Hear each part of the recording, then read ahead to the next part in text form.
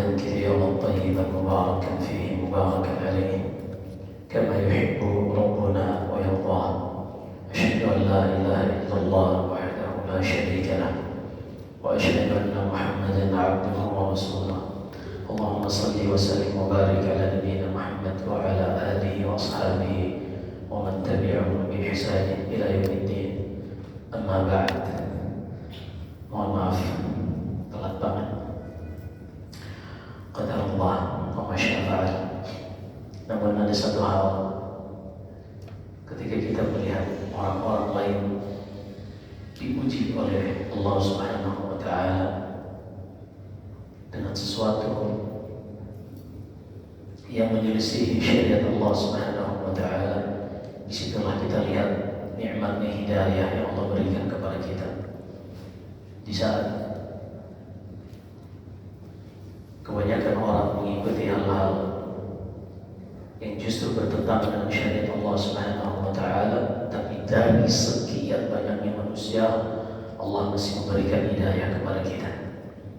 Ketika di pagi hari kita berbondong-bondong datang untuk ke masjid, mendengarkan ayat-ayat Allah, mendengarkan hadis-hadis Nabi SAW, kita akan merasakan nikmat yang luar biasa akan hal ini.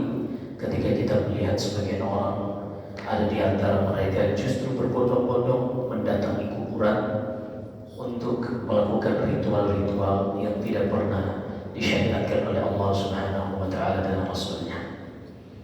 Bahkan di dalam Sahih Bukhari dari hadis Aisyah radhiyallahu ta'ala anha, Rasulullah itu wafat di pangkuan Aisyah. Nabi sallallahu alaihi wasallam mengatakan, la'anallahu al-yahuda wan-nasara ittakhadhu qubur anbiya'ihim wa salihihim masajid ala fala tattakhidhu al-qubur masajid fa inni anhaakum 'an dhalik. Kata Aisyah, di akhir-akhir hembusan nafas Rasulullah sallallahu alaihi wasallam, beliau mengatakan, Allah melaknat orang-orang Yahudi dan Nasara dikarenakan mereka menjadikan kuburan nabi-nabi mereka dan juga kuburan orang-orang saleh yang meninggal di antara mereka sebagai masjid. Apa yang dimaksud dengan masjid? Karena mereka tempat ibadahnya bukan masjid. Tempat ibadah mereka adalah bi'a. Bi'a itu bagi orang-orang Yahudi, juga bagi orang-orang Nasara, kanais, gereja, bukan masjid. Kenapa dikatakan masjid? Dalam riwayat lain, ma'bad adalah tempat melakukan ibadah. Karena Islam tidak mengajarkan kuburan tempat untuk melakukan ibadah. Nabi sallallahu alaihi wasallam berdoa kepada Allah, Allahumma la taj'al qabri wathanan yu'bad. Ya Allah, janganlah Engkau menjadikan kuburanku ini sebagai berhala yang diibadahi selain-Mu. Maka ketika kita melihat hadis-hadis ini, semuanya melarang kita untuk mengagungkan yang namanya kuburan atau penghuni kubur. Bahkan itu Nabi sallallahu alaihi wasallam, jangankan beliau setelah meninggal, semasa hidupnya pun, di dalam hadis Umar bin Khattab radhiyallahu anhu dalam Sahih Muslim, kata Nabi sallallahu alaihi wasallam, la tuturuni kama atratin nasara al-masih ibn Maryam, fa innama ana 'abdun faqulu 'abdullahi wa rasuluh. Jangan kalian memuji dan menyanjungku berlebihan, sebagaimana dahulu orang-orang Nasara memuji dan menyanjung Nabi Isa secara berlebihan, kebablasan, hingga mereka menyamakan dan menyetarakan Isa bin Maryam sejajar dengan Allah Subhanahu wa Ta'ala. Fa innama ana 'abdun, kata Rasulullah sallallahu alaihi wasallam, aku ini hanyalah hamba, makhluk dari sekian banyak makhluk yang Allah ciptakan. Maka ucapkanlah Abdullahi wa Rasuluh. Katakanlah, aku adalah hamba Allah yang tidak berhak diibadahi dan Rasul Allah yang tidak boleh didustakan. Ini dua makna ketika kita mengucapkan wa asyhadu anna Muhammadan abduhu wa rasuluh. Setiap tasyahud kita artinya abdu la yu'bad wa rasul la yukadzdzab. Hamba itu artinya tidak boleh diibadahi sementara Rasul atau Nabi itu tidak boleh didustakan. Dan ini juga diucapkan oleh Isa bin Maryam yang Allah hikayatkan di dalam surat Maryam ketika dia baru terlahir. Ia mengatakan, Inni abdullahi atani al-kitaba wa ja'alani nabiyya. Perhatikan di sini dua hal. Kata Nabi Isa, Inni abdullah, aku adalah hamba makhluk ciptaan Allah, bukan anak Allah. Maka merupakan kekufuran ketika seorang menyamakan ayat ini dengan ayat pada versi orang-orang Nasara yang mengatakan Isa adalah anak Tuhan. Kata Nabi Isa, Inni abdullah, aku ini hamba Allah. Apa maksud hamba? In kullu man fis samawati wal ardi illa at-rahmani 'abda. Jadi akhir-akhir surat Maryam, apapun yang ada di alam semesta ini, di hari kiamat kelak, mereka semua akan datang sebagai hamba Allah, yaitu makhluk yang diciptakan oleh Allah Subhanahu wa ta'ala. Maka makna Abdullah, hamba Allah, adalah makhluk ciptaan Allah. Kata Isa bin Maryam, aku ini adalah makhluk yang tidak berhak diserahkan kepadanya bentuk peribadahan apapun. Atani al-kitab wa ja'alani nabiyya. Namun Allah berikan kepadaku kitab dan Ia menjadikanku nabi sehingga tidak boleh didustakan. Maka inilah sikap ahli sunnah wal jamaah. Demikian pula kaum muslimin yang berjalan sesuai dengan bimbingan Allah dan Rasulnya. Mereka tidak berlebihan di dalam menyanjung seorang manusia. Kemudian yang kedua, mereka tidak pernah mendustakan apa saja yang diberitakan, diperintahkan, dilarang oleh nabi-nabi yang Allah Subhanahu wa ta'ala utus. Maka di antara kesyirikan pertama yang terjadi, yang sudah kita ceritakan pada kisah kaum Nabi Nuh, adalah al-ghulu fis salihin. Ketika mereka terlalu berlebihan memuji dan menyanjung sehingga mereka mengkultuskan orang-orang saleh. Dan di antara hikmah yang Nabi SAW sebutkan, kuntu nahaitukum an ziyaratil qabr. Dahulu aku melarang kalian di awal-awal Islam untuk ziarah kubur. Ini hukum di awal Islam. Kenapa dahulu dilarang? Karena memang di antara kesyirikan yang dilakukan orang-orang jahiliyah yang nanti akan kita ambil di jilid 3 insyaallah, masuk ke jilid 4. Kita baru di awal-awal jilid pertama. Di antara kesyirikan orang-orang Arab jahiliyah, Allah sebutkan pada 2 tempat di dalam Al-Quran. Pertama dalam surat Az-Zumar ayat 3 bagian bawah sebelah kanan.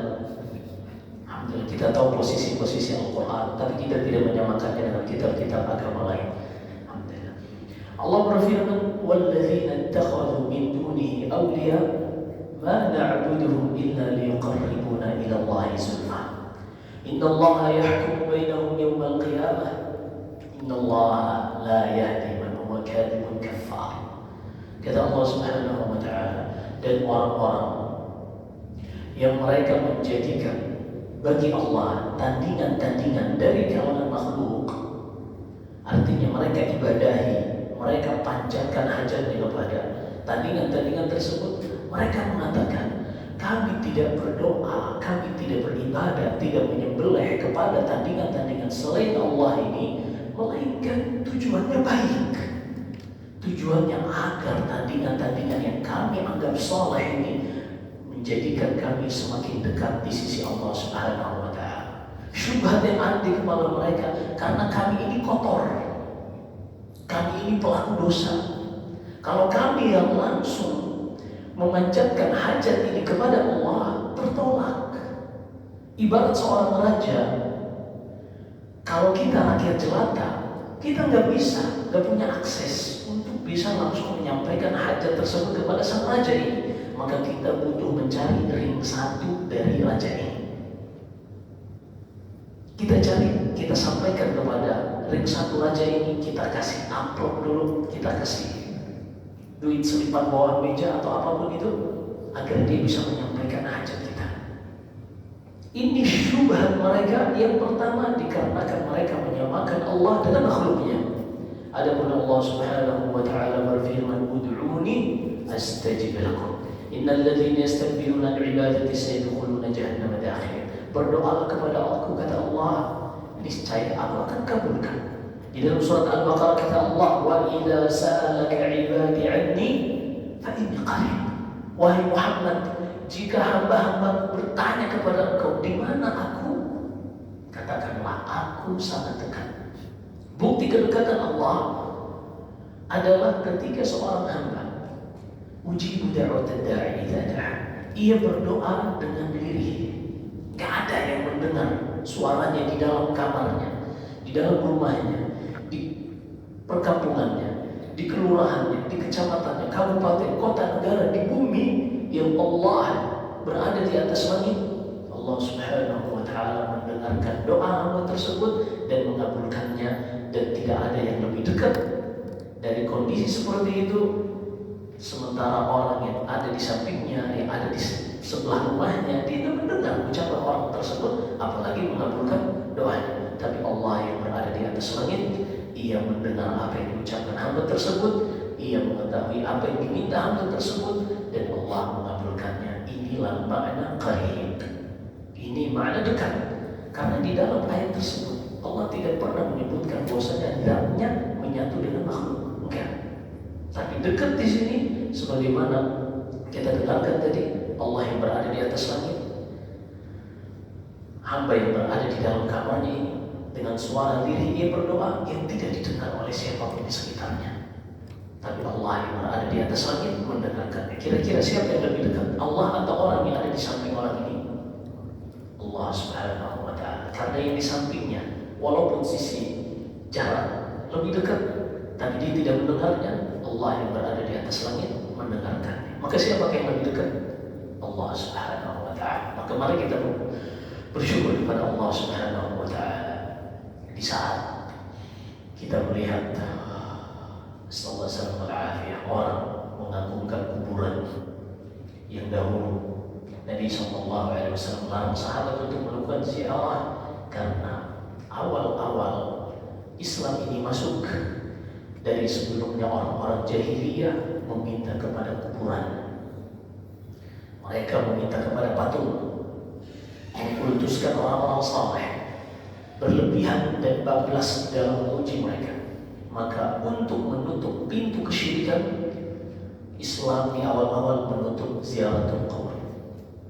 Ketika Islam itu semakin menancap, ayat-ayat Al-Quran yang turun semakin banyak, dan Nabi Sallallahu Alaihi Wasallam terus mendidik sahabatnya. Ketika Islam ini sudah mantap di dalam hati mereka, maka kata Nabi Sallallahu Alaihi Wasallam, "Fal'ana fazuruha fa innaha tudzakkirukumul akhirah." Adapun sekarang, maka berziarahlah, karena dengan ziarah kubur ini akan lebih mengingatkan kalian tentang kematian. Karena kalau kalian berada di perkotaan dengan gemerlap lampu yang menyilaukan mata, dengan kesibukan, kepenatan, kadang kalian lupa bahwasanya kalian semua akan pulang melewati kuburan tersebut. Maka ziarahlah. Tujuannya apa? Inna tudzakkirukumul akhirah. Nas dari Nabi Sallallahu Alaihi Wasallam, tujuan orang ziaratul qabr adalah untuk mengingat kematian. Sebenarnya Syekh Hafidz bin Ahmad Al-Hakim rahimahullah, tujuan ziaratul qabr atau bentuk ziarah kubur itu ada 3. Ada sunniyah, ada bid'iyah, ada syirkiyah. Ziarah yang sunnah, ziarah yang bid'ah, dan ziarah yang syirik. Kata beliau, "Thumma ziyaratu ala aqsami thalathatin ya ummatal islami." Kemudian ziarah kubur itu yang disebutkan para ulama di dalam kitab-kitab aqidah tauhid ada 3 jenis. Yang pertama ziarah sunniyah, kama atat fi sunnatil musarrahah mimma rawahu at-Tirmidzi wa sahhaha. Yang pertama, seorang ziarah tujuannya untuk mengingat kematian dan mendoakan penghuni kubur agar diampuni oleh Allah Subhanahu wa Ta'ala. Perhatikan, tujuannya untuk mengingat kematian. Hadisnya kita sudah sebutkan tadi dalam Sunan Abu Dawud. Kemudian yang kedua, untuk mendoakan penghuni kubur agar diampuni dosa-dosanya. Hadisnya dalam hadis Al-Bara bin Azib dalam riwayat Imam Ahmad dan Musnadnya, kata Nabi sallallahu alaihi wasallam, "Istaghfiru li akhikum fa innahu al-ana yus'al." Mohonkan ampunan untuk saudara kalian yang di dalam kuburan ini. Maka ini yang merupakan ziarah sunniyah, ziarah yang sunnah yang disebutkan dari ayat-ayat Al-Quran dan juga nas-nas hadis-hadis Nabi sallallahu alaihi wasallam. Tidak ada dalilnya dari ucapan manusia selain Nabi sallallahu alaihi wasallam. Berkaitan tentang hukum-hukum di dalam syariat Allah, ahli sunnah hanya mengambilnya dari Al-Quran dan dari hadis. Tidak ada intervensi siapapun. Sehebat apapun kedudukannya, setinggi apapun kepemimpinannya di dalam agama Islam, maka ucapannya tidak bisa diterima secara mutlak. Diterima kalau sesuai dengan Al-Quran, kalau tidak sesuai maka ditolak. Sehingga siapapun yang berbicara tentang ziaratul kubur, kalau ucapannya tidak ada dalil dari Al-Quran dan Sunnah, maka tertolak. Dan apa yang disebutnya Syekh Hafidh tadi, inilah yang pertama, ziarah sunniyah. Kemudian yang kedua, ziarah syirkiyah, ziarah yang bentuknya syirik. Yaitu ketika seorang berdoa langsung kepada penghuni kubur. Misalnya dia mengatakan, "Wahai fulan yang ada di dalam kuburan,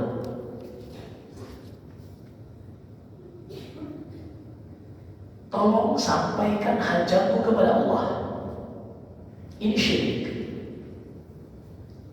Kita lihat, ini agak tipis perbedaannya dengan yang kedua nanti. Dengan yang ketiga tentang ziarah bid'iyah.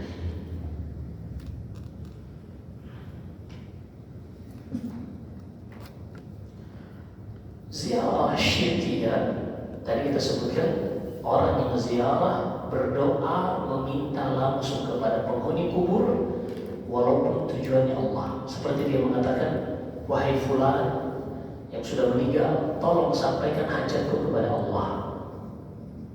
Kesembuhan, kekayaan, untuk jadi pegawai, untuk dapat jodoh misalnya." Nah, ini syirik. Karena dia memintanya kepada penghuni kubur. Dalilnya kita sudah sebutkan dalam surat Az-Zumar ayat 3 dan juga di dalam surat Yunus Allah berfirman, "Wa ya'buduna min dunillahi ma la yadurruhum wa la yanfa'uhum wa yaquluna haula'i syufa'a'una 'inda Allah." Mereka beribadah kepada selain Allah dari tandingan-tandingan yang mereka buat sendiri. Di antaranya penghuni kubur ini. Kemudian mereka mengatakan, "Kami beribadah kepada penghuni-penghuni kubur ini agar mereka menyampaikan hajat kami kepada Allah." Syufa'a, menjadi pemberi syafaat. Ini yang kedua. Yang ketiga, ziarah bid'iyah, ziarah yang bentuknya bid'ah. Ini banyak, tapi disebutnya Syekh Hafidh adalah seorang berdoa kepada Allah di samping kuburan dengan membawa-bawa kedudukan penghuni kubur ini. Misalnya dia mengatakan, "Ya Allah, dengan kedudukan fulan, kabulkanlah doaku. Ya Allah, dengan kesolehan, ya Allah, dengan kewalian si fulan, kabulkanlah doaku." Ini tawassul yang bid'ah. Dia akan bisa mengatakan kepada kesyirikan, tapi ucapan tadi bukan kesyirikan. Kenapa? Karena dia masih berdoa kepada Allah. Dia masih berdoa kepada Allah. Ini tiga bentuk ziarah. Lihat perbedaan antara yang kedua dan yang ketiga. Berbeda tidak? Kalau yang kedua, dia berdoa kepada penghuni kuburnya untuk menyampaikan hajatnya kepada Allah. Kita sudah sebutkan dalilnya dalam surat Az-Zumar dan dalam surat Yunus. Yang ketiga, dia tidak berdoa kepada penghuni kubur. Dia berdoanya kepada Allah, tapi dengan membawa-bawa penghuni kubur. Ya Allah, dengan kehormatan si fulan, dengan kedudukan si fulan, dengan ini tidak pernah diajarkan oleh Nabi Sallallahu Alaihi Wasallam dan juga sahabatnya. Bahkan disebutnya dalam hadis Anas bin Malik di Sahih Bukhari, ketika terjadi musim paceklik di zaman Umar bin Al-Khattab radhiyallahu anhu, ketika beliau menjadi khalifah, mereka tidak meminta kepada Rasulullah di kuburannya, nggak pernah sama sekali. Tapi kata Anas bin Malik, Umar bin Al-Khattab, dia pun mengatakan, Allahumma inna kunna nastaghithu binabiyyika sallallahu alaihi wasallam. Ya Allah, dahulu semasa Nabimu masih hidup, kami meminta ia untuk berdoa kepadamu menurunkan hujan. Tapi sekarang beliau sudah meninggal, ya Allah. Wa inna nastaghithu bi'ammi nabiyyika sallallahu alaihi wasallam. Adapun sekarang karena beliau Nabi kami sudah meninggal, kami meminta pamannya Al-Abbas bin Abdul Muttalib yang masih hidup untuk berdoa kepadamu. Ya Abbas, fad'u. Kemudian kata Umar sebagai khalifah, wahai Abbas, bangkitlah dan berdoalah kepada Allah agar ia menurunkan hujan kepada kita. Dan ini tawassul yang diperbolehkan jika memenuhi 3 syarat. Hayyun, hadirun, qadir. Tawassul itu dibolehkan kepada orang yang memenuhi 3 hal ini. Yang pertama, dia masih hidup. Karena yang sudah meninggal dia tidak mendengarkan apa yang kita ucapkan. Allah berfirman dalam surat Fatir, "Walladzina tad'una min dunihi ma yamlikuna min qitmir, in tad'uhum la yasma'u du'aakum." Orang-orang yang sudah meninggal itu kata Allah, kalau kalian menyeru mereka, mereka tidak mendengarkan ucapan kalian. Walau sami'u mastajabu lakum. Oke lah, kalaupun mereka dengarkan, misalnya nih, padahal enggak. Kalaupun mereka dengar yang sudah meninggal ini mendengarkan doa yang kalian panjatkan, mereka nggak bisa kabulkan. Mereka nggak punya apa-apa. Faqidu syai' la yu'ti, kata pepatah Arab. Orang yang tidak memiliki sesuatu, dia tidak bisa memberikan sesuatu. Gimana mungkin dia nggak punya, dia bisa memberi? Dia masih hidup saja. Alam semesta ini milik Allah. Kok bisa-bisanya ketika dia udah mati malah dimintai selain Allah Subhanahu wa ta'ala? Di mana akal sehat manusia? Maka kata Allah Subhanahu wa ta'ala, kalau kalian menyuruh mereka, mereka tidak mendengarkan kalian. Ini ziarah yang disebutkan oleh ahli sunnah wal jamaah, sehingga kita pun tidak gampang-gampangan menghukumi setiap orang yang ziarah lalu dia syirik, dia kafir, tidak seperti itu. Tapi dilihat seperti apa bentuk ziarahnya, dan kalaupun kita melihat seorang terjatuh ke dalam ziarah syirkiyah, maka kita lebih mengutamakan mengedukasi daripada memvonis dan menghukumi. Dibedakan 2 hal. Karena Nabi Sallallahu Alaihi Wasallam manhajnya adalah manhaj mengedukasi, bukan semata-mata memvonis dan menghukumi. Ini bukan retorika, ini berbeda dari sisi output. Ketika seorang yang manhaj dakwahnya untuk mengedukasi, ketika dia melihat seorang yang keliru, dia akan menasihati agar ia tidak terjatuh ke dalam kekeliruan tersebut. Dalam hadis Imran bin Husain, Nabi Sallallahu Alaihi Wasallam suatu saat melihat sahabatnya menggunakan gelang dari benang yang ia yakini, sahabat ini meyakini itu bisa meringankan penyakit demam. Ini syirik. Walaupun syirik kecil, nanti ada pembahasan syirik kecil. Kata Rasulullah, inzi'ah, cabut. Kalau engkau meninggal, ini masih ada padamu, engkau tidak akan pernah selamat selama-lamanya. Lihat, Rasulullah bukan memvonis, wah ente kafir, ente musyrik, udah syahadat lagi. Kalau enggak kita tegakkan pedang di kepala ente. Enggak seperti itu. Tapi manhaj beliau adalah mengedukasi. Berbeda dengan Khawarij, para teroris. Mereka mempelajari pembatal-pembatal keislaman untuk mengkafirkan pemimpin kaum muslimin dan juga kaum muslimin secara umum. Sehingga ketika mereka melihat kesyirikan, mereka tidak ada lagi yang namanya edukasi. Membimbing, mengedukasi orang yang melakukan kesalahan tersebut biar benar amalannya. Tidak ada di dalam kamus Khawarij. Orang salah, orang keliru, dia berzina, dia membunuh, dia mencuri, kafir, tebas, bunuh. Itu manhaj Khawarij. Dipahami ini? Sehingga para ulama yang memiliki manhaj edukasi, mereka mengajarkan, menulis tentang nawaqidul wudu, nawaqidus shalah, pembatal-pembatal wudu, pembatal-pembatal salat, bukan untuk menghukumi salat atau wudu yang dilakukan kaum muslimin, salat ente batal, wudu ente enggak sah, bukan. Tapi untuk mengedukasi mereka agar mereka tidak terjatuh ke dalam kesalahan-kesalahan tersebut, agar wudu mereka bisa sah, agar salat mereka bisa benar. Nah, seperti itu manhaj kita di dalam berdakwah, mengutamakan edukasi daripada memvonis dan menghukumi. Sehingga apa kita pelajari tentang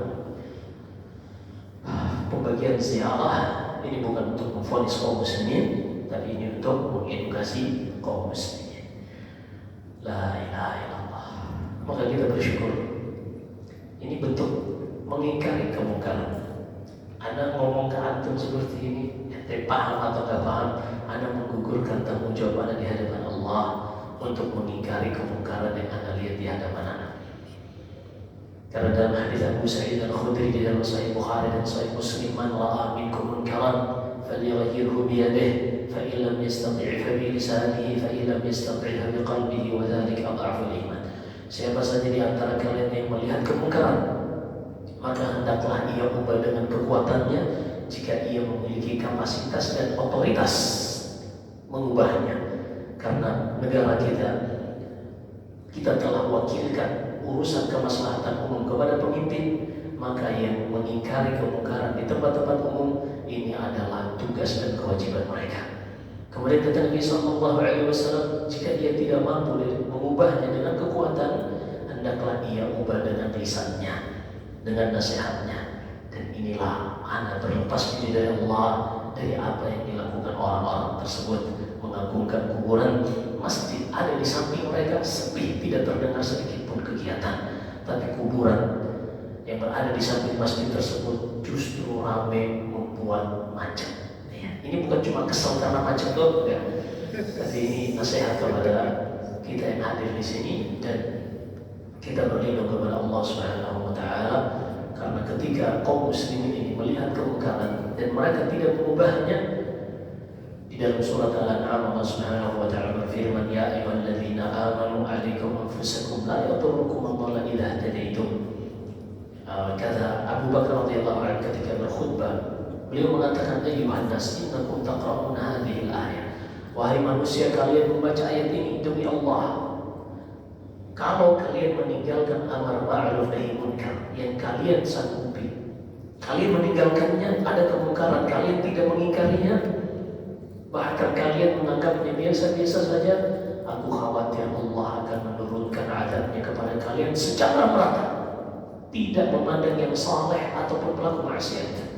Sebagaimana Allah sebutkan dalam surat Al-Anfal, wattaqu fitnatan la tusibanna alladziina zalamu minkum khassah. Takutlah kalian kepada musibah yang akan menimpa kalian secara merata, bukan hanya orang-orang zalim saja. Maka ini manhaj kita ahli sunnah wal jamaah, mengubah kemungkaran tapi dengan kapasitasnya. Kita bukan orang yang melakukan tindakan-tindakan radikal, karena itu adalah tanggung jawab pemerintah kita. Mereka yang akan ditanya di hadapan Allah kenapa terjadi kesyirikan di negara mereka. Nasallallahu alaihi wasallam. Baik, kita kembali kepada tema pembahasan kita, Hud alaihissalam. Hud ibni Masikh ibni, ada yang mengatakan dari Abar ibni Irab ibni Sam ibni Nuh. Fa'ala kulli hal, tadi Anda udah siapin laptop sebenarnya pembahasannya, Anda pengen lebih panjang, lebih detail, tapi seperti itulah. Allah musta'an.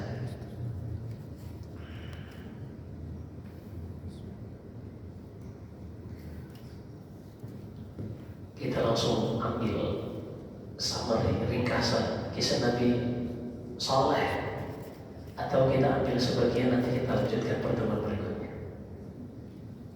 Secara umum aja. Baik.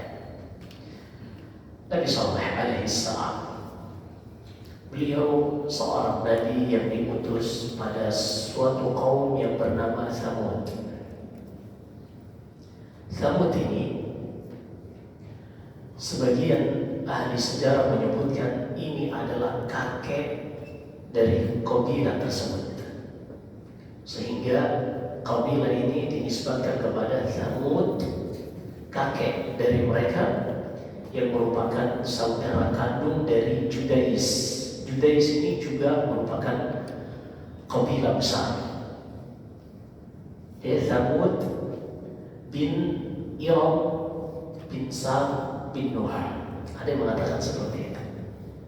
Intinya, ketika kaumnya Nabi Hud telah Allah binasakan dan tidak ada yang tersisa satupun, ketika itu bumi kembali bersih dari kesyirikan dan manusia berada di atas tauhid. Berada di atas tauhid. Namun tidak lama perjalanan manusia mulai menyimpang, datang syaitan terus membisikkan manusia hingga terjadi lagi kesyirikan pada kaum Tsamud. Maka Allah mengutus seorang nabi yang bernama Saleh alaihissalam. Kaum Tsamud ini tempat tinggal mereka di sebuah lembah, kata-kata ada yang bernama Hijr. Kita dengarkan di Al-Quran ada surat Al-Hijr. Iya, pernah dengar surat Al-Hijr yang Alif Lam Ra. Tilka ayatul Quran, tilka ayatul kitabul Quran mubin.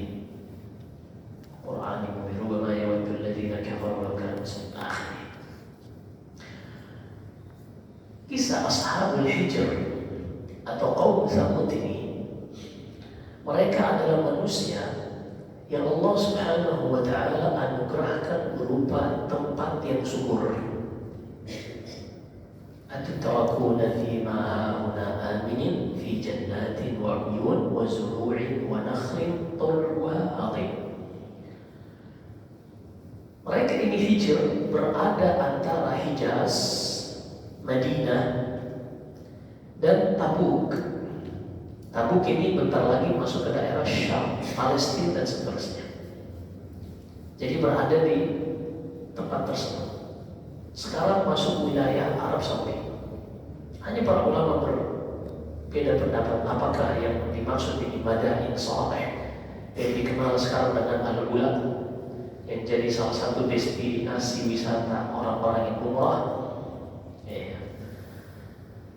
Jumhur mengatakan Al-Hijr ini bukan di Al-Ula ini, tapi di tempat yang lain yang bernama Hijr, bukan di Madain Saleh. Madain Saleh ini mengatakan Saleh yang lain, bukan Saleh dari Tsamud. Baik, intinya mereka ini melakukan kesyirikan, beribadah kepada selain Allah Subhanahu wa Ta'ala. Lalu Allah pun yang rahmatnya telah menetapkan ia tidak akan membiarkan manusia tersesat tanpa ada pedoman hidup dan bimbingan. Ini sudah menjadi ketetapan Allah. Allah tidak akan membiarkan manusia itu menjalani kehidupannya tanpa pedoman, tanpa bimbingan. Kalaupun setelah datang pedoman dan bimbingan dari Allah dengan diturunkannya kitab, diutusnya Rasul, mereka tidak mau ikut, maka mereka binasa atas pilihan mereka sendiri, bukan paksaan dari Allah Subhanahu wa Ta'ala. Allah sebutkan dalam surat Al-Anfal, liyahlika man halaka 'an bayyinah wa yahya man hayya 'an bayyinah. Agar yang binasa, dia binasa sadar, itu pilihannya sendiri. Dan yang ingin selamat, dia juga selamat dengan pilihannya sendiri. Bukankah kita saat ini hidup dengan pilihan kita sendiri? Kita ingin duduk di majelis ini, atau ingin shopping, atau ingin melakukan yang lain di waktu yang sama, bisa, bebas. Gak ada yang maksa kita. Wah, Anda gak tahu, tiba-tiba ada kekuatan yang memaksa Anda datang duduk di majelis ini. Gak ada.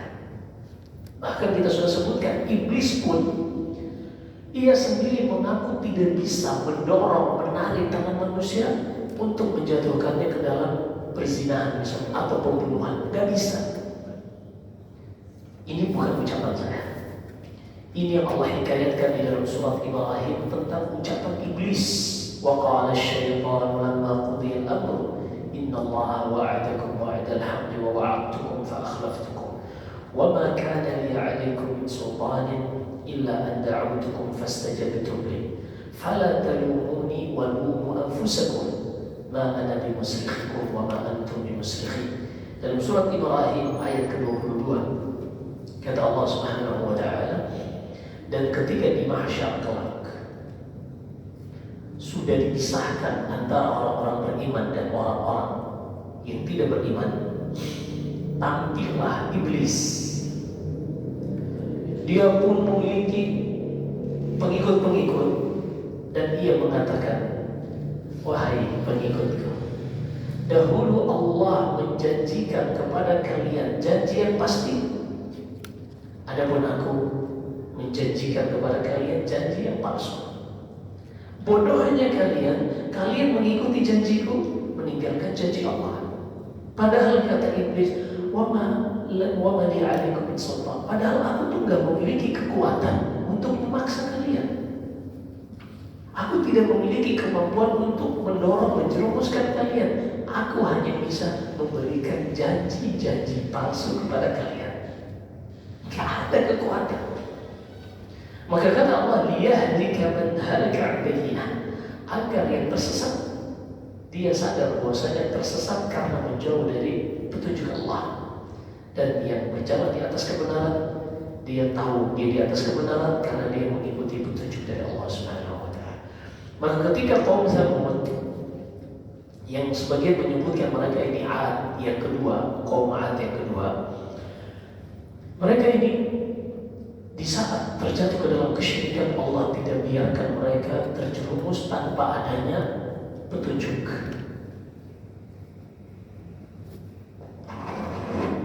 Maka Allah Subhanahu wa taala mengutus Saleh alaihi salam dan menurunkan kepadanya kitab. Apa nama kitabnya? Ini di antara bentuk beriman kepada kitab secara global. Karena beriman kepada kitab yang merupakan rukun iman. Yang kedua, kita beriman secara global dan secara terperinci. Adapun beriman secara global, tidak ada satupun Rasul yang Allah utus melainkan Allah menurunkan kepada Rasul tersebut kitab. Dalilnya di dalam surah Al-Hadid halaman paling terakhir kata Allah Subhanahu wa taala, laqad arsalna rusulana bil bayyinati wa anzalna ma'ahumul kitab. Sungguh kami telah utus nabi-nabi kami dengan bukti, rasul-rasul kami dengan bukti yang nyata, dan kami turunkan kepada mereka kitab.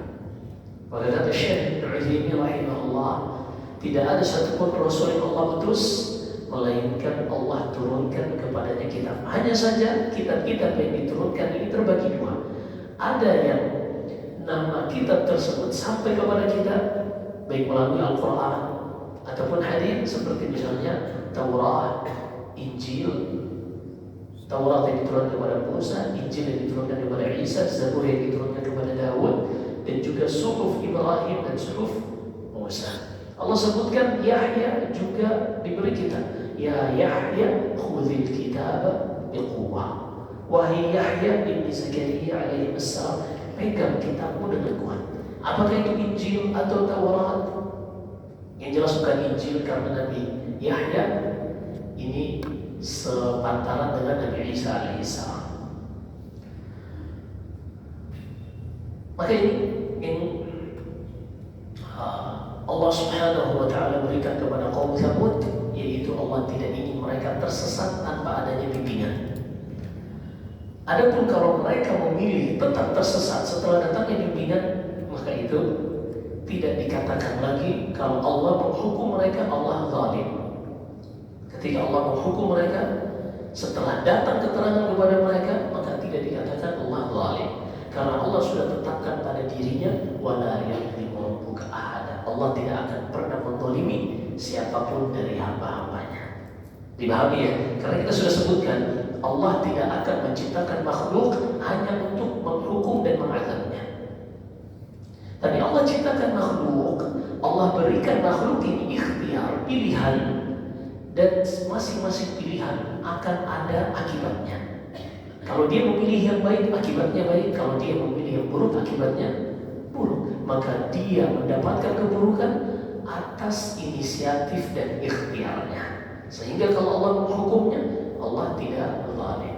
Dipahami ini bagaimana Allah mengatur syariatnya dan alam semesta ini. Baik, kita lanjut.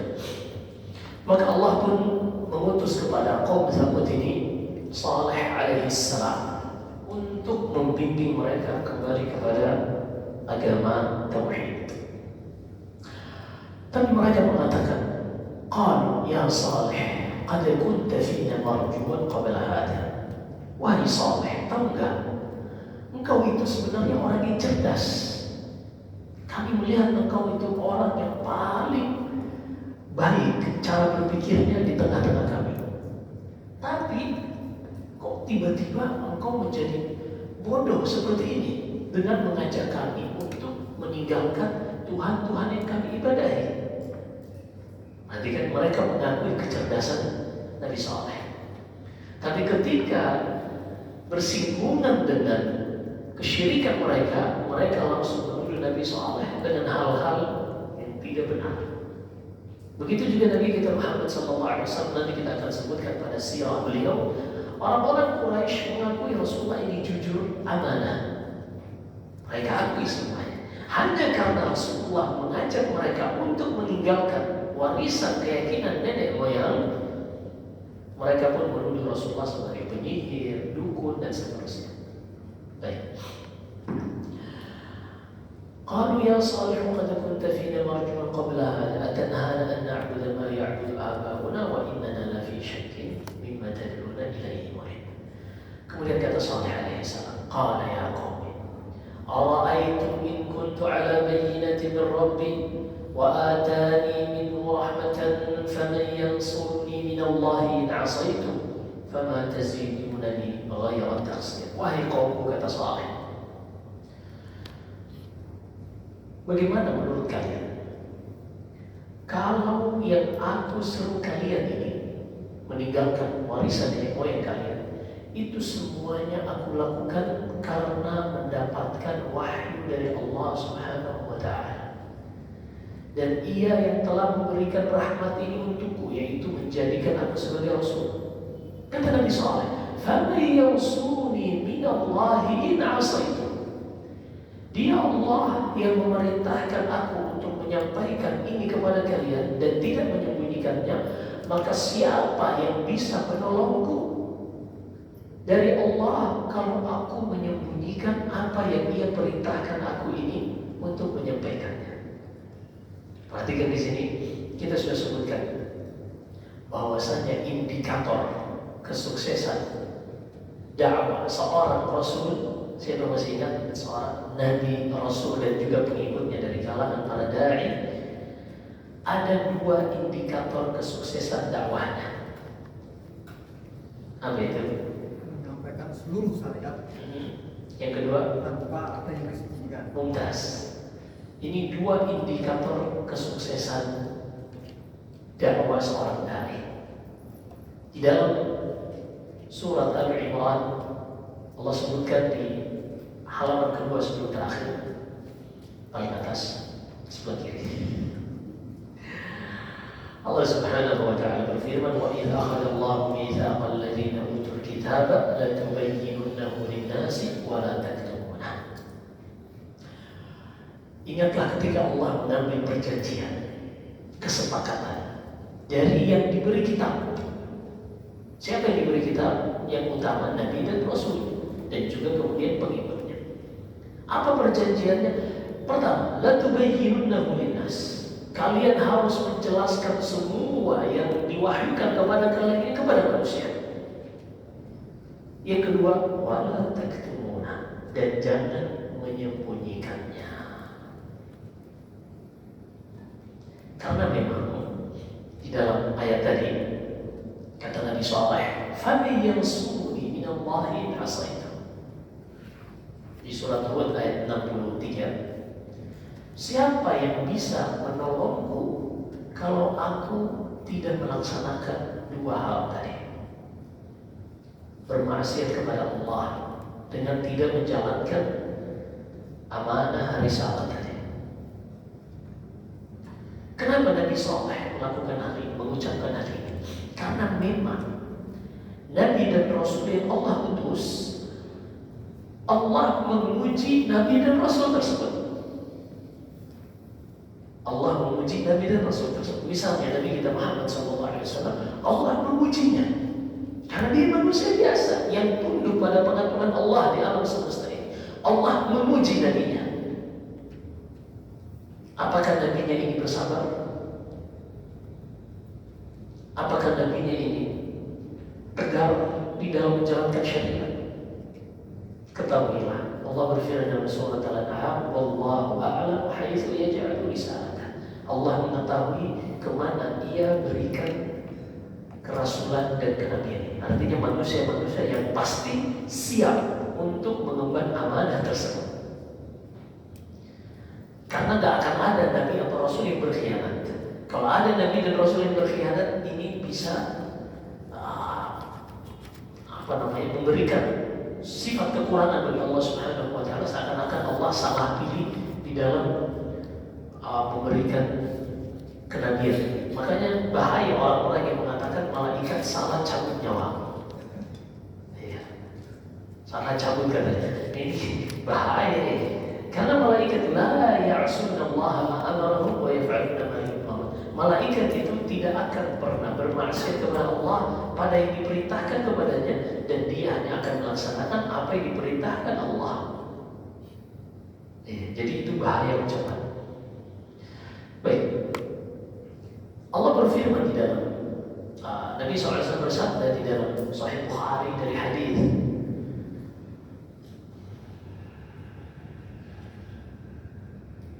Sahal bin Sa'ad As-Sa'idi radhiyallahu anhu atas salihnya, Allah berfirman dalam hadis qudsi, "Inni ba'athtuka li'abtaliyaka wa abtalibik."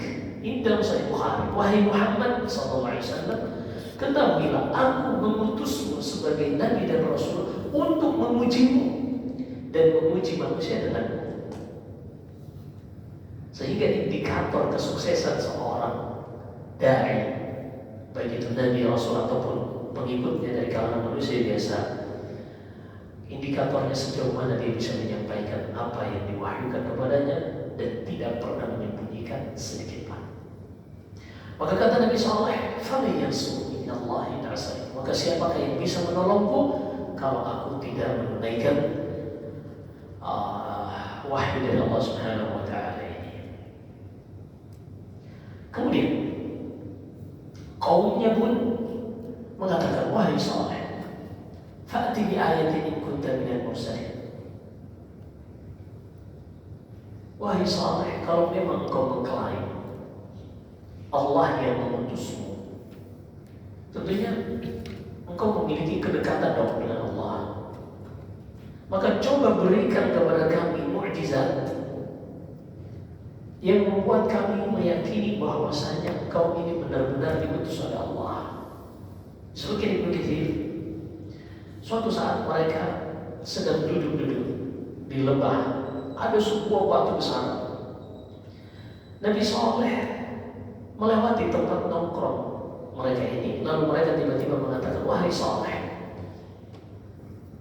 kalau engkau benar bahwasanya engkau diutus oleh Allah, coba keluarkan dari batu besar ini onta yang juga besar."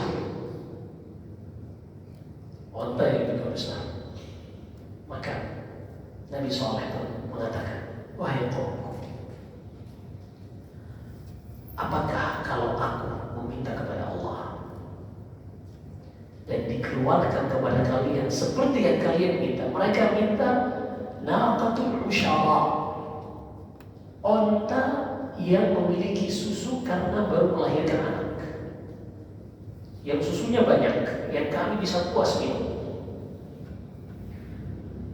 Tapi Nabi Saleh mengambil perjanjian dari mereka, kesepakatan terlebih dahulu. Kalau seandainya aku meminta kepada Allah dan diberikan kepada kalian, apakah kalian akan beriman? Mereka mengatakan, tentu saja kami beriman, karena itu nggak mungkin dilakukan oleh manusia biasa. Maka Nabi Saleh pun berdoa kepada Allah Subhanahu wa Ta'ala, dan Allah memperkenankan doa Nabi Saleh. Tiba-tiba batu tersebut terbelah dan keluarlah seekor onta betina yang besar dengan anaknya, dan sesuai sifat-sifat kriteria yang mereka sebutkan. Ketika onta ini keluar, kata Nabi Saleh, "Hadhihi naqatullahi lakum ayah." Inilah onta yang Allah ciptakan tanpa induk sebagai bukti dan mukjizat kepada kalian bahwasanya aku adalah Rasul. Awas. Fadaruha ta'kul fi ardillah wa la tamassuha bisu fa ya'khudhukum 'adzabun alim. Maka jangan sekali-kali kalian menyentuhnya dengan kejelekan. Biarkan ia dan anaknya makan dari rumput-rumput dan minum dari sumur. Dan disebutkan onta ini kalau dia minum di pagi hari, maka sumur tersebut sampai kering dan orang-orang tidak akan bisa mengambil air. Tapi sebagai kompensasinya, mereka dengan puas akan meminum dari susu onta tersebut yang juga tidak pernah habis-habis. Begitu terus akhirnya, falakum syibun wa falah syibun walakum syibu yawmi ma'lum. Kata Nabi Saleh yang Allah hikayatkan dalam surat Hud, bagi onta ini satu hari ia minum, esok harinya untuk kalian. Nanti besoknya lagi onta, besoknya untuk kalian. Tapi tadi sebagai kompensasi di hari kalian tidak mengambil air, kalian bisa minum dengan puas dari onta ini. Mulai datang iblis, syaitan membisikkan kepada mereka kejelekan. Dan ketika tadi batu terbelah, keluar onta yang sesuai mereka yang minta, banyak dari mereka beriman, banyak dari kaumnya beriman. Tapi kebanyakannya, mayoritasnya tidak beriman. Jadi bedakan antara banyak dengan kebanyakan. Banyak artinya banyak itu biasanya lebih dari hitungan jari kita sebut banyak. Tapi kalau kebanyakan artinya mayoritas. Mayoritas tidak beriman. Karena memang subhanallah, sebagian orang meminta bertanya sesuatu, mungkin dia ada rasa ingin beriman, tapi karena lingkungannya, teman-temannya memang orang-orang fujar, orang-orang fasik, sehingga bagi mereka mengikuti kebenaran itu adalah kerendahan. Dan tetap di dalam kemaksiatan itu adalah sesuatu yang merupakan prestasi dan kebanggaan. Nah ini di antara pemikiran jahiliyah, di antara masail jahiliyah yang harus diketahui oleh sebagian kaum muslimin yang pada saat ini mereka tidak menyadari hal tersebut. Mereka menyangka mengikuti kebenaran yang tidak dilakukan oleh mayoritas manusia itu adalah kerendahan. Seperti misalnya contohnya hijab yang syar'i. Hijab yang syar'i ini sebagian orang mengatakan membatasi wanita lah dan seterusnya, kerendahan, kemunduran. Ada yang mengatakan jenggot itu semakin panjang jenggotnya, otaknya semakin seperti itu. Na'udzubillah min dzalik. Maka seorang muslim harus paham ini diantara warisan-warisan jahiliyah sejak umat-umat terdahulu. Maka kemudian ada beberapa orang-orang yang memang sesat di dalam hatinya. Disebutkan Ibnu Katsir namanya satu persatu. Tapi kita ringkas. Ada seorang wanita yang sangat cantik pada saat itu, menawarkan dirinya kepada seseorang untuk berzina, tapi dengan syarat dia harus membunuh onta Nabi Saleh. muncullah seorang yang bernama Quddar ibn Salif. Quddar ibn Salif ini dialah yang disebutkan oleh Nabi Sallallahu Alaihi Wasallam ashqal awwalin, manusia yang paling binasa di generasi-generasi manusia pertama adalah Quddar ibn Salif yang Allah sebutkan di dalam surat Asy-Syams. Faqala lahum Rasulullah naqata idzin ba'atha ashqaha. Ketika orang yang paling binasa dari kaum Tsamud ini, ia berdiri mendatangi onta tersebut lalu menyembelihnya. Dia adalah Quddar ibn Salif, kata Nabi SAW, manusia yang paling binasa di generasi awal. Adapun manusia yang paling binasa di generasi akhir adalah, kata Nabi SAW, man darabaka fi hadha ya Ali, orang yang membunuhmu wahai Ali bin Abi Thalib. Dan yang membunuh Ali bin Abi Thalib adalah Abdurrahman bin Muljim al-Muradi, seorang Khawarij. Baik, ketika Nabi Saleh melihat mereka mulai menyakiti onta ini, faqala tamatta'u fi diyarikum thalathata ayyam.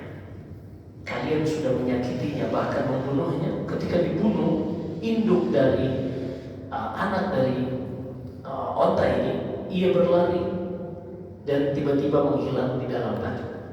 Karena ketika induknya mati, ia teriak dengan teriakan yang sangat keras, anak dari onta ini, dan ia berlari dan disebutkan sebagai riwayat ia masuk kembali ke dalam batu karena mereka juga ingin membunuh anaknya.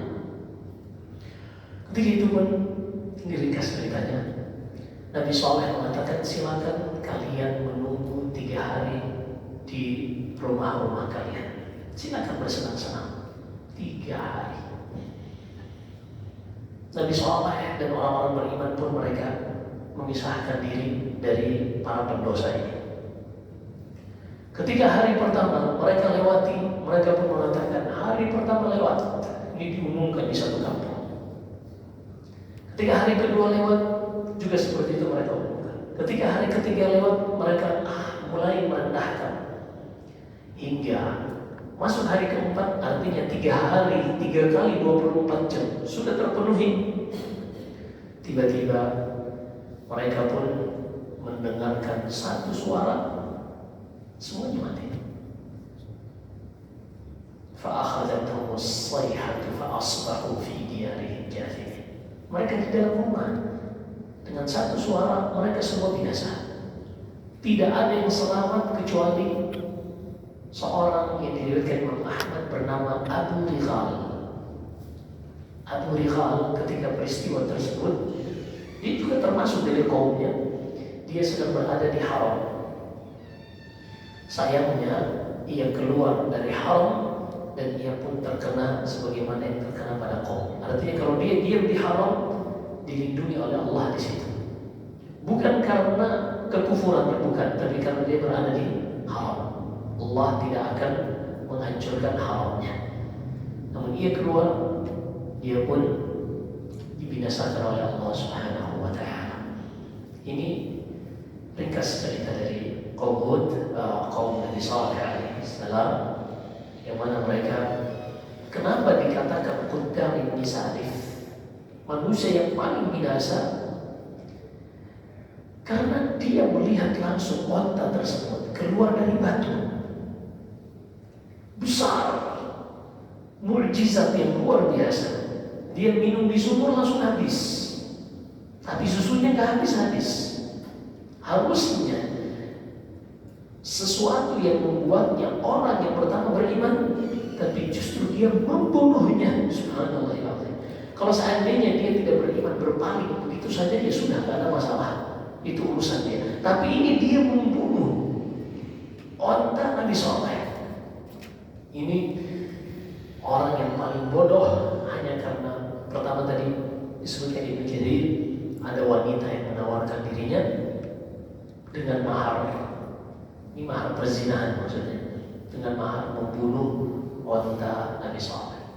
Dan banyak maksiat-maksiat seperti ini terjadi selalu karena ditawan oleh hatinya, sudah ditawan oleh seorang wanita. Juga kita akan sebutkan nanti bagaimana Nabi Yahya dibunuh, yaitu ketika raja di zaman Bani Israel dia ingin menikahi salah satu wanita tapi masih mahram dengannya.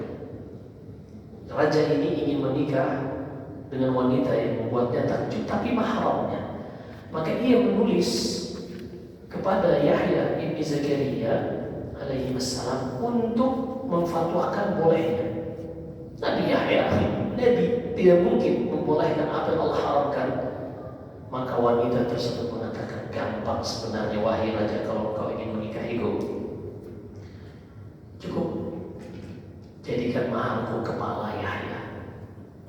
Maka dipenggallah kepala Yahya ibn Zakaria alaihi wassalam, dan ketika dibawakan kepada wanita tersebut, ketika dibuka penutupnya, seketika itu pun wanita ini meninggal. Na'udzubillahi min dzalik. Nanti kita bahas insyaallah pada jilid 3. Kita baru jilid pertama, masih di awal-awal lagi. Baik, sampai jam berapa? Sampai zuhur setengah 12, jam 11. Jadwalnya dari sampai jam 11, tapi karena ada sedikit macet, kata Allah, silakan kalau ada tanya jawab, mungkin sampai jam 11 lewat dikit, kalau masih diizinkan sama masjid.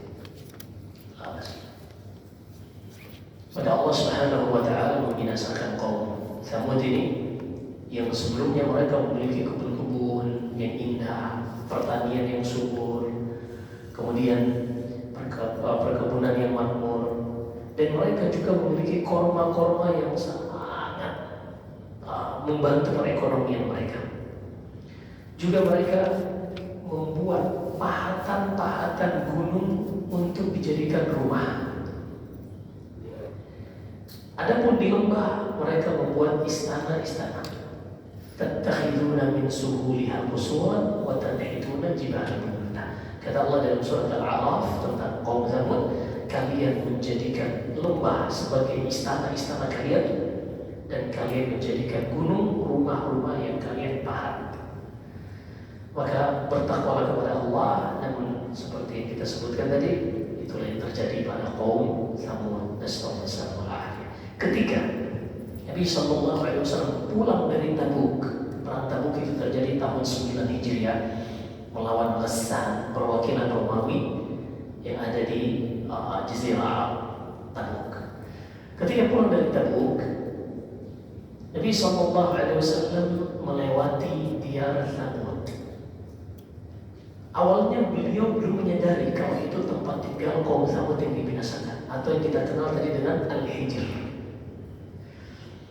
Tapi ketika Rasulullah memperhatikan, di saat para sahabat sudah mulai memasang tenda, menyalakan api untuk air hangat atau makanan, Nabi SAW mengatakan, sepertinya ini tempatnya kaum Tsamud.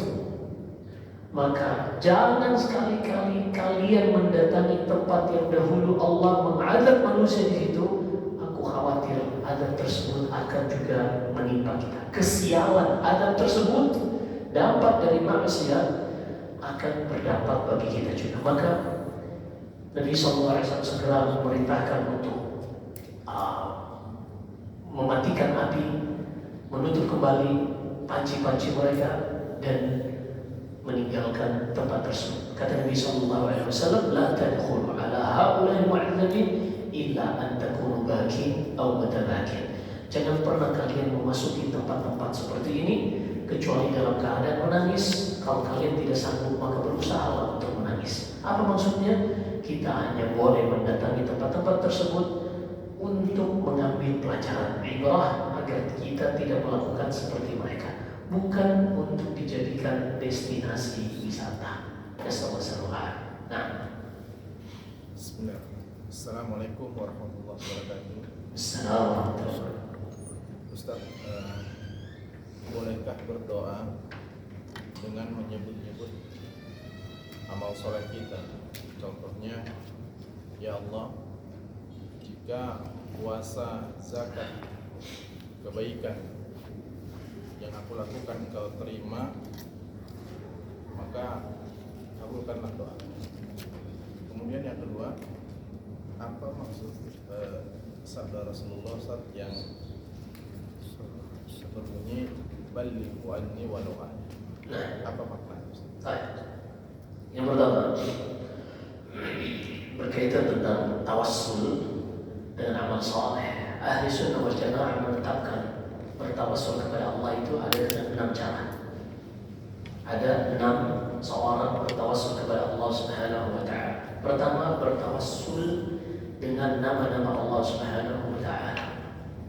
Yang kedua, bertawassul dengan sifat-sifat Allah. Sebagaimana Allah berfirman di dalam surat Al-A'raf, "Walillahi al-asmaul husna fad'uuhu biha." Milik Allah nama-nama yang indah, maka berdoalah kalian dengan bertawassul dengan nama-nama Allah Subhanahu wa taala. Kemudian yang ketiga, bertawassul kepada Allah dengan menyebutkan kondisi kita yang lemah. Seperti doa Nabi Musa alaihi salam yang Allah hikayatkan dalam surat Al-Qasas, qala rabbi inni lima anzalta ilayya min khairin faqir. Ya Allah, dengan kondisiku yang sangat lemah saat ini, apapun kebaikan yang kau berikan kepadaku sangat aku butuhkan. Juga doa Nabi Yunus alaihi salam, fanada fil dhulumati an la ilaha illa anta subhanaka inni kuntu minadh dhalimin. Maka Nabi Yunus ibn Matta di dalam perut ikan paus ini, ia berdoa, aku telah menzalimi diriku sendiri. Lihat, dia menyebutkan kondisi dirinya.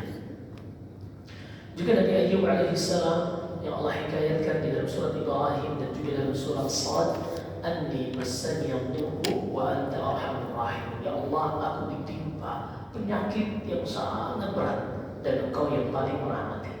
Ini seperti itu. Ini ketiga. Yang keempat, seorang bertawassul kepada Allah dengan amal salehnya. Sebagaimana Allah Subhanahu wa taala berfirman dalam surat Al-Maidah, ya ayyuhalladzina amanu taqullaha wabtaghu ilaihi wasilah. Wahai orang-orang beriman, bertakwalah kepada Allah dan carilah wasilah yang mengantarkan kalian kepada. Kata Abdullah bin Abbas radhiyallahu anhu di hikayat dinukilkan Ibnu Katsir dalam tafsirnya, al-wasilah ay at-ta'ah, dan jadikanlah ketaatan kalian untuk bertawassul kepada Allah Subhanahu wa taala. Juga kisah di dalam Sahih Bukhari, Sahih Muslim akan dibahas oleh Ibnu Katsir juga dalam kitab Al-Bidayah wa Nihayah, kisah 3 orang yang mana mereka kemalaman dan masuk ke dalam gua. Kita semua sudah dengar insyaallah kisah, nanti kita kisahkan juga insyaallah. Maka ini bertawassul dengan amal saleh. Yang kelima, lima benar. Bertawassul dengan menyebutkan keimanan kepada Allah Subhanahu wa taala, kecintaan kepadanya. Seperti doa yang Allah hikayatkan dari orang-orang yang beriman di dalam surat Al-Imran, Rabbana innana sami'na munadiyan yunadi an aminu bi rabbikum fa amanna. Terus Rabbana faghfir lana dzunubana wa kaffir 'anna sayyi'atina wa tawaffana ma'al abrar. Disebutkan di awal, ya Allah, ada yang Nabi yang kau terus memanggil kami untuk beriman, kami pun beriman, maka ampunilah kami. Perhatikan, disebutkan dulu keimanan, walaupun ini sebenarnya masuk ke dalam amal ketaatan juga. Tapi para ulama ada sebagian yang merinci seperti itu. Yang keenam, bertawassul dengan manusia yang memenuhi 3 syarat. Tadi kita belum sebutkan. Oh, bisa. Nah, bertawassul dengan manusia yang memenuhi 3 syarat. Yang pertama, hayyun, dia masih hidup. Yang kedua, hadir, dia hadir. Baik hadir secara hakikatnya atau hadir secara hukum. Hadir secara hakikat, dia ada di samping kita misalnya. Hadir secara hukum, dia by phone, by online, itu juga dikatakan hadir. Sehingga kalau ada seorang yang menikah akadnya by phone, ini hadir secara hukum walaupun bukan secara hakikat. jadi boleh. Ya. Tapi jangan gampang-gampangan sih. Jadi boleh. Bahkan, tapi nanti jadi panjang ceritanya kalau pernikahan dengan perwakilan. Rasulullah menikahi Ummu Habibah Ramlah bintu Abi Sufyan radhiyallahu anha itu melalui perantara nikah jarak jauh. Jadi bukan berusaha. Rasulullah berada di Madinah sementara Ummu Habibah berada di Habasyah. Rasulullah diwakili oleh Ashamah Najasyi, raja Habasyah pada saat itu, karena dia masuk Islam walaupun belum pernah bertemu dengan Nabi Sallallahu Alaihi Wasallam. Seperti itu. Baik, nggak usah dijelaskan dalam-dalam nanti, repot nanti. Yang terakhir, qadir, dia mampu untuk berdoa. Adapun yang sudah menjadi tulang belulang, dia mampu berdoa enggak? Kagak, dia nggak mampu. Ya itu 3 syaratnya ya. Alhamdulillah teringat kita dengan ini tadi terlewatkan. Pertanyaan kedua ya. Beliau anni walau ayat ini disebutkan dari beberapa sahabat, di antara dari Abu Hurairah radhiyallahu taala, ada dalam Sahih Bukhari selengkapnya hadisnya. Beliau anni walau ayat wa hadits an Bani Israil wala haraj. Sampaikan dariku walaupun 1 ayat dan ceritakan tentang Bani Israil dan tidak ada masalah bagi kalian. Dan makna beliau anni walau ayat di sini adalah perintah untuk seorang Muslim. Dia tidak boleh menyembunyikan kebenaran dan dia tidak pernah menyia-nyiakan nasihat yang bisa ia sampaikan. Dan seorang yang menyampaikan apa yang diwahyukan kepada Nabi SAW ini memiliki keutamaan yang luar biasa. Dalam hadis yang mutawatir Nabi SAW bersabda, "Nadharallahu ra'an sami'a minni maqalati fawa'aha kama sami' fa'addaha kama sami' rubba muballighin aw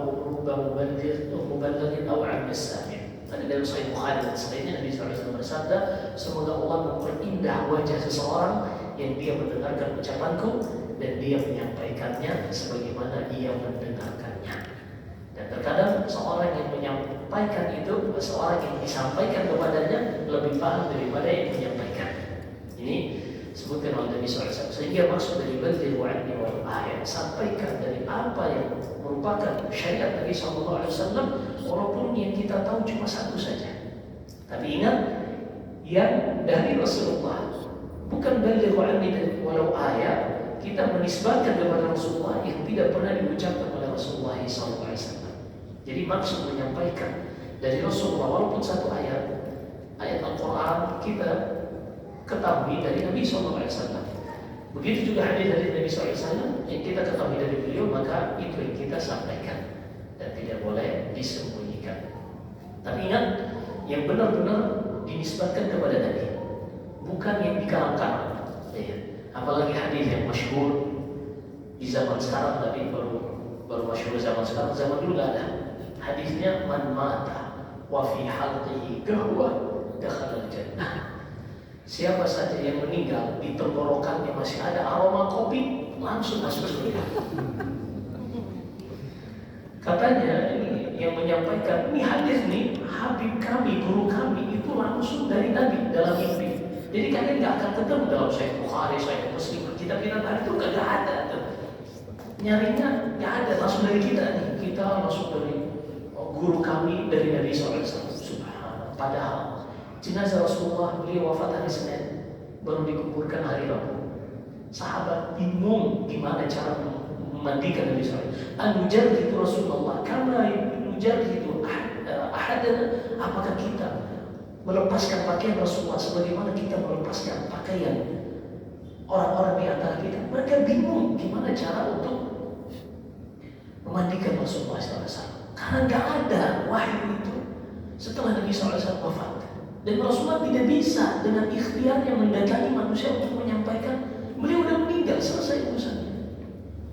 Bahkan disebutkan dalam Sahih Bukhari dalam kitab Al-Ilm, Nabi kata Imam Bukhari, wasafara Jabir bin Abdullah masirata syahrin ila Abdullah bin misli hadithin wahid. Jabir bin Abdullah pernah mendengar sahabat lain yang bernama Abdullah bin Unais mendengarkan hadis dari Rasulullah yang tidak diketahui oleh Jabir. Maka Jabir yang tinggal di Madinah, dia harus melakukan perjalanan 1 bulan sampai ke Syam hanya untuk mengklarifikasi satu hadis tadi.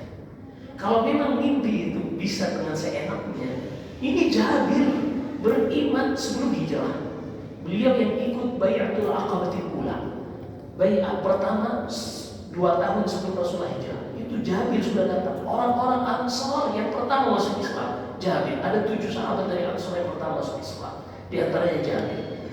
Tapi beliau harus melewati perjalanan 1 bulan untuk meng-cross check hadis dari Rasulullah SAW. Ini enak banget. Mimpi doang. Terus hadisnya juga mantap nih. Siapa saja yang meninggal ditenggorokannya masih ada aroma kopi masuk surga. Ntar dulu robusta apa arabica. Allah Ustaz. Maka bersyukur ikhwan ketika kita beragama, Allah jadikan kita memiliki manhaj, memiliki metode. Siapa saja yang berbicara mengatasnamakan Islam tidak akan diterima sampai ucapannya ini memiliki dasar dari Al-Quran dan hadis. Kata Imam Malik rahimahullah ketika beliau mengajar di Masjid Nabawi, "Kullun yu'khadhu bi qawlihi wa yurad illa sahib hadzal qawl." Semua orang siapapun, setinggi apapun kedudukannya dalam Islam, ucapannya bisa diterima kalau sesuai syariat dan bisa ditolak kalau tidak sesuai syariat kecuali Rasulullah SAW. Seperti itu. Maka siapapun mau berbicara dalilnya mana? Akhirnya kebakaran jenggot. Ini kita sekarang dakwah susah banget. Dulu asal ngomong jamaah itu nurut, tapi sekarang gara-gara ada Wahabi itu dikit-dikit dalilnya mana Pak Kiai? Repot mereka jadinya. Allah musta'an. Raddahumullahu ila sunnah. Semoga Allah mengembalikan seluruh kaum muslimin kepada syariat Nabi sallallahu alaihi wasallam. Baik, ada pertanyaan di sini. Kelak di surga nanti lebih banyak diisi oleh orang-orang miskin. Tapi mengapa manusia di dunia ingin menjadi kaya? Masya Allah. Astagfirullah. Disebutkan pada firman Allah Subhanahu wa taala di akhir surah Al-A'la, "Bal tu'thiruna al-hayata ad-dunya wal akhiratu khairun wa abqa." Sayangnya kalian juga kata Allah lebih mengutamakan memilih kehidupan dunia yang instan dan kalian meninggalkan kehidupan akhirat, padahal akhirat itu lebih kekal dan lebih baik. Disebutkan Ibnu Katsir rahimahullah dalam tafsirnya dengan sanadnya sampai kepada Abdullah bin Mas'ud radhiyallahu taala. Kata Abdullah bin Mas'ud, tahu nggak kenapa kita lebih memilih dunia? Karena kita sudah melihat wanita-wanita dunia. Kita sudah melihat anak-anak di dunia. Kita sudah melihat makanan, minuman di dunia. Dan kita sudah mencicipinya, merasakannya. Adapun surga kita belum merasakannya. Dan kita bodohnya dan lemahnya keimanan dan keyakinan kita tentang surga menjadikan kita memilih yang kita sudah rasakan ini dan kita meninggalkan yang belum kita rasakan. Makanya yang paling membantu seorang untuk bisa selamat dari fitnah dunia ini adalah ketika dia bisa benar-benar keyakinannya tentang akhirat seakan-akan dia sudah menyaksikan akhirat tersebut. Dan ini wallahi butuh latihan dan latihan. Nabi sallallahu alaihi wasallam sebutkan dalam Sahih Bukhari dari hadis Umar bin Khattab radhiyallahu taala anhu, ketika beliau menceraikan tersebar desas-desus Rasulullah menceraikan istrinya. Salah satu istri Rasulullah adalah Hafsah binti Umar. Maka Umar pun panik juga. Ia mendatangi Nabi sallallahu alaihi wasallam untuk mengklarifikasi berita tersebut. Ternyata ia mendapati Rasulullah sedang berbaring di rumahnya di atas tikar yang sudah usang hingga meninggalkan bekas di badan beliau. Ketika Rasulullah masuk, ketika Umar bin Khattab berjumpa Rasulullah, ia menangis. Rasulullah terbangun mendengar Umar bin Khattab datang. Kata Rasulullah, "Ma yubkika ya Umar?" Apa yang membuatmu menangis wahai Umar? Tiba-tiba datang menangis. Kata Umar bin Khattab, "Ya Rasulullah, raja-raja Romawi, Kaisar, raja-raja Persia, Kisra, mereka di atas kebatilan. Mereka di atas kesyirikan, tapi mereka menikmati dunia ini di atas permadani yang indah, di atas kasur-kasur yang empuk. Engkau Rasulullah sallallahu alaihi wasallam yang Allah tunjuk untuk menyelamatkan umat ini berada pada kondisi yang sangat memprihatinkan seperti ini. Apa kata Rasulullah sallallahu alaihi wasallam? Dengarkan, inilah manhaj pegangan hidup seorang muslim. Kata Rasulullah, ya Umar, ama tarda an takuna lahum dunya wa lana al-akhirah. Wahai Umar, tidakkah engkau mau biarkan untuk mereka dunia dan bagi kita akhirat? Maka ketika seorang ilmu dan keyakinannya benar-benar menancap tajam tentang kehidupan akhirat ini, maka dia tidak akan ikut-ikutan kebanyakan manusia. Nasallallahu alaihi. Jadi pertanyaannya tadi, kelak di surga nanti banyak diisi oleh orang-orang miskin. Tapi mengapa manusia di dunia ini menjadi kaya? Jawabannya karena manusia mayoritas penghuni neraka. Paham? Jadi jangan dibandingkan dengan penghuni surga. Allah berfirman dalam surah Al-An'am, "Wa in tuti' aktsara fil ardi yudilluka 'an sabilillah." Jika engkau mengikuti kebanyakan manusia, mereka akan menyesatkan engkau dari jalan Allah Subhanahu wa taala. Ada doa Nabi, lahirkan aku dalam keadaan miskin, hidupkan aku bersama orang-orang miskin, dan bangkitkan aku dalam keadaan miskin. Nah, saya pernah periksa hadis ini. Apa yang pendapat di kalangan para ulama tentang hal ini? Namun miskin yang harus kita pahami di sini bukan miskin melarat yang membuat seorang menjadi minta-minta. Karena Nabi Shallallahu Alaihi Wasallam mengajarkan kepada Jabir bin Abdullah radhiyallahu anhu dalam saat ini Abi Waqqas doa untuk menghilangkan utang. Rasulullah mengajarkan, ya Allahumma kfini bihalalika an haramik wa aghnini bifadlika an siwak. Saya nggak hafal doa ini, nggak punya utang berarti. Atau kalau ente hafal berarti anak tahu ente punya utang. Dan itu bagus. Terkadang Allah berikan ente utang, kemudian Allah ajarkan ente doa ini, ketahui Allah sayang sama ente. Terkadang seorang nggak pernah punya utang, maka nggak pernah terpikir untuk mempelajari doa tentang utang, dan dia kehilangan waktu untuk mengeluhkan hajatnya kepada Allah Subhanahu Wa Taala. Demi Allah, satu waktu yang kita lewati di situ kita merasakan benar-benar gak ada yang bisa bantu kita kecuali Allah. Disitulah indahnya penghambaan. Tapi ketika harta kita banyak, kita gak punya utang, kita gak merasa butuh pertolongan. Kita gak merasa hamba yang sangat tertindas sehingga butuh pertolongan Allah. Ada yang datang minta, kita tahu harta mana yang akan kita kasih. Ada tiba-tiba bisnis kita yang mungkin lagi turun, kita tahu bisa kita up lagi dengan dana yang tersimpan di mana. Itu makanya hidup ini bukan patokannya kita kaya atau miskin, bukan. Tapi bagaimana ketika kita kaya tidak membuat kita lupa bersyukur kepada Allah Subhanahu Wa Taala, dan juga ketika kita miskin tidak membuat kita lupa dari Allah Subhanahu Wa Taala untuk bersama. Maka Nabi Sallallahu Alaihi Wasallam tidak meminta untuk dimiskinkan, tapi beliau meminta untuk dicukupkan. Tadi doa yang beliau ajarkan kepada sahabatnya, Allahumma kfini bihalalika min haram. Ya Allah, cukupkanlah aku dengan apa yang kau halalkan dari yang kau haramkan. Wa aghnini bifadlika amman siwak. Dan cukupilah aku dengan karunia-Mu, jangan membuat aku meminta-minta kepada selain-Mu. Nah, seperti itu. Apakah jin nasab bisa keluar dari dalam diri kita bila kita tak beribadah? Atau apa maksudnya jin nasab ini? Karena orang tuanya Ustaz melakukan pesugihan gini-gini dan seterusnya, akhirnya dia pernah mengikat perjanjian dengan jin, lalu jinnya ini ikut kepada anaknya. Ini butuh dalil. Itu pertama. Kalau ini maksud jin nasab ini adalah qarin, jin yang selalu bersama manusia, kita sebutnya dalam hadis Aisyah, "Ma min mauludin illa lahu qarinun minal jin." Tidak ada seorang manusia yang lahir melainkan bersamanya ada qarin yang terus menyertainya. Kata Aisyah, wa anta ya Rasulullah, apakah engkau juga punya wahai Rasulullah jin yang terus bersamamu? Kata Rasulullah, na'am, illa anna Allah a'adani fa aslam fala ya'muruni illa fi khair. Betul, aku juga, namun Allah membantuku menundukkan jin ini. Belum tentu dia masuk Islam, tapi ditundukkan sebagaimana jin ifrit yang kafir ditundukkan untuk Nabi Sulaiman, sehingga ia tidak memerintahkan kepadaku, membisikkan untukku kecuali kebaikan. Maka jin nasab dan seterusnya harus disebutkan dalilnya terlebih dahulu untuk menetapkan hal tersebut karena ini perkara gaib.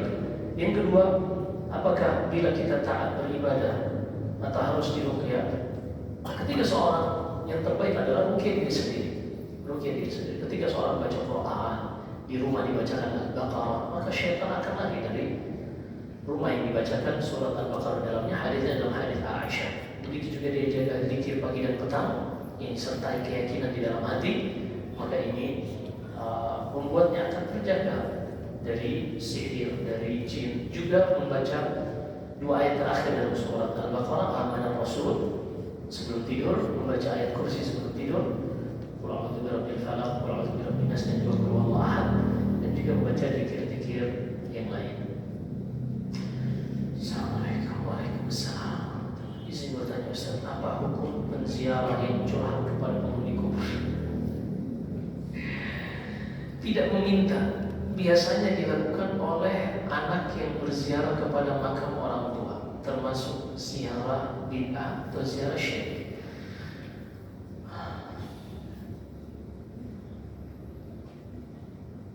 Jadi, sang ingin tidak mendengarkan ucapan orang yang curhat kepadanya. Jadi ente di depan ada kursi, ente ngobrol tuh berdua sama kursi curhat. Ya seperti itulah kalau lebih. Hanya ketika memang seorang anak misalnya orang tuanya meninggal, disyariatkan baginya untuk berziarah ke kuburannya. Boleh. Dan dengan dia berziarah ke kuburannya, selain dia mengingat kematian, akan lebih menghadirkan rasa iba kepada orang tuanya yang sudah mendahulunya dan membuatnya termotivasi untuk mendoakan kedua orang tuanya. Karena kalau kita lagi di tempat shopping, di mall, lagi di tempat macet, di kantor, kira-kira kita kepikiran kan doain orang tua. Tapi ketika lagi di kuburan kita ingat, ya Allah, ini orang nih yang dulu gak tidur kalau anak nangis tengah malam.